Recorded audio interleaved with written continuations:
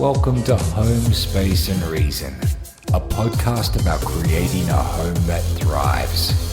Hi there, I'm Christina Browning, your host. If you know your home could be so much more than it is, I discuss home functionality, aesthetics, and automation. I'm a realtor in Portland, Oregon, and a home functionality coach.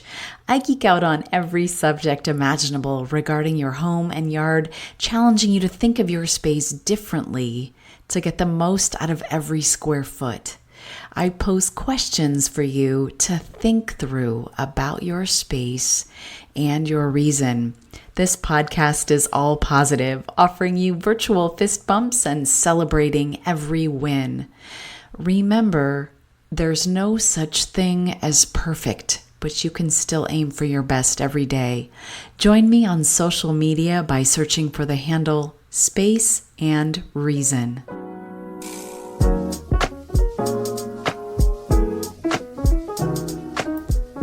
I was thinking about whether to write on this topic or not, because it isn't specifically about homes until it is, because gifts are often the thing that my clients list as one of the ways they accumulate things they don't want or need. And so yes, I wrote this episode. According to my source, Chip Colwell, Associate Research Professor of Anthropology at the University of Colorado, Denver, in the 2019 holiday season, it was estimated that more than $15 billion of gifts purchased by Americans were unwanted, with 4% going directly to the landfill. This makes me nauseous. I'll put a link to my source in the show notes if you'd like to read that full article. I want this to be a tool that you can refer to back again and again when you feel that you need to buy a gift for someone and you're not sure what. I hope you can revisit this over and over. I'm going to make it intentionally short. Professor Colwell suggests that, quote, the more meaningful and personal the present, the greater the respect and honor being shown. A truly thoughtful gift is far less likely to end up in a dump, and vintage, upcycled, handmade goods or a personalized experience such as a food tour or hot air balloon ride might even be more valued than an expensive item mass-produced on the other side of the world, shipped across oceans and packaged in plastic. End quote. So here is what I'm going to suggest. Step 1, get a list app. And if you already have one, add gift ideas for a list. Then under that, create a list of people you buy gifts for annually. As you go about your life, listen deeply. Listening deeply to what that person enjoys or what they comment on can be helpful. But remembering it come their birthday or the holidays is another whole thing, you feel me? And that's why having a list app is clutch. You don't have to come up with ideas on demand if you're cultivating them all year long. And the list app is key in making that happen. So grab a piece of paper and a pencil. Here are some questions to think through.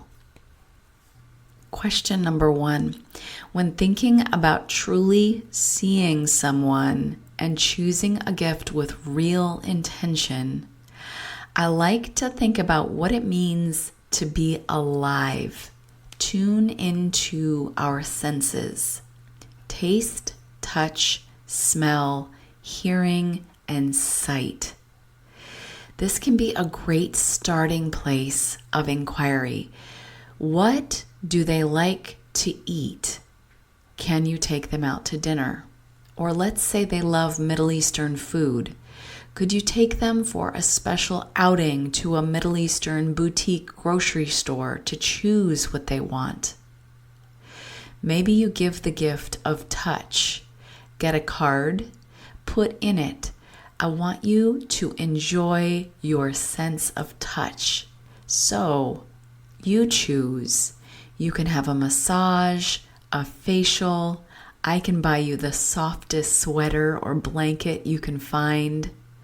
I can get you a hot tub for the deck or insoles for your shoes. Let them choose with touch as the theme. Whatever it is that would help that person's body feel better or honored. Let's think next about the sense of smell. Perfume or cologne is highly personal.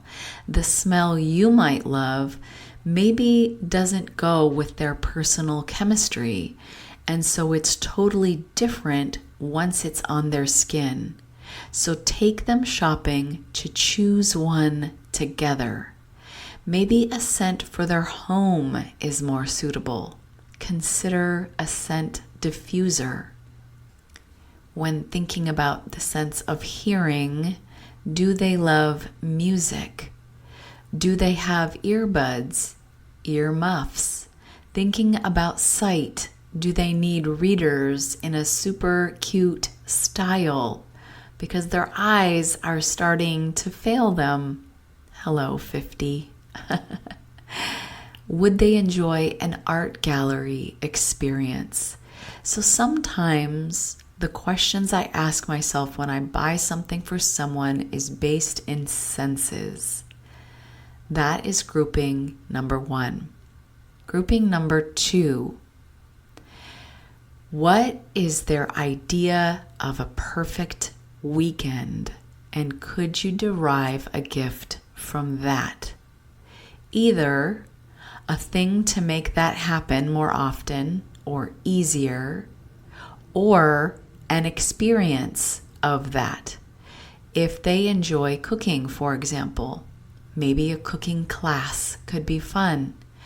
Maybe get them a cookbook or tablet stand so that their recipes are elevated.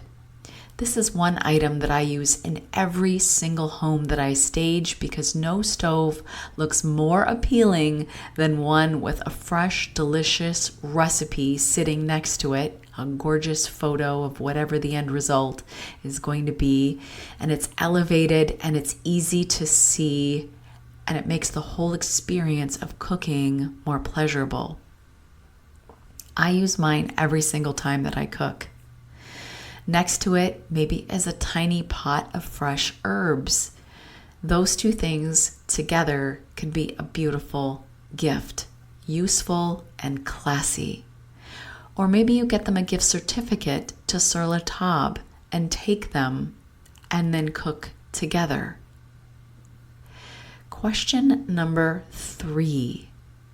What makes them the most anxious? Could I get a gift to address that anxiety? Maybe your partner's phone is frequently dying, and that can be stressful, especially if you need to use maps to get home or if you have an emergency. How about a portable charger if they don't have one to reduce the stress of that? Some are magnetic if they have that type of phone. Others are a block that you use the cord to plug into. So what makes them the most anxious, and how could you address that? The last question is, what is something they often complain about? Example, my partner complains about the house feeling chaotic. Maybe the gift is paying for a housekeeper to come clean once per month. Maybe he complains that his feet hurt from standing all day, so the gift is an anti-fatigue Matt. Maybe she complains about how cluttered the shower is with what seems like 100 baby toys in the bottom. So maybe the gift is a shower curtain liner with pockets inside that drain and keep everything up off the floor of the tub. These are all good questions to think through in choosing and buying the most meaningful and personal presents. It is not about quantity. It is about the quality. The more meaningful and personal the present, the greater the respect and honor being shown. If you haven't listened to episode 87 yet, you might love a unique birthday party idea called the Reflection Party. I'll put a link in the show notes. If you happen to know someone in the market to buy or sell in the greater metro Portland, Oregon area, kindly send them my way.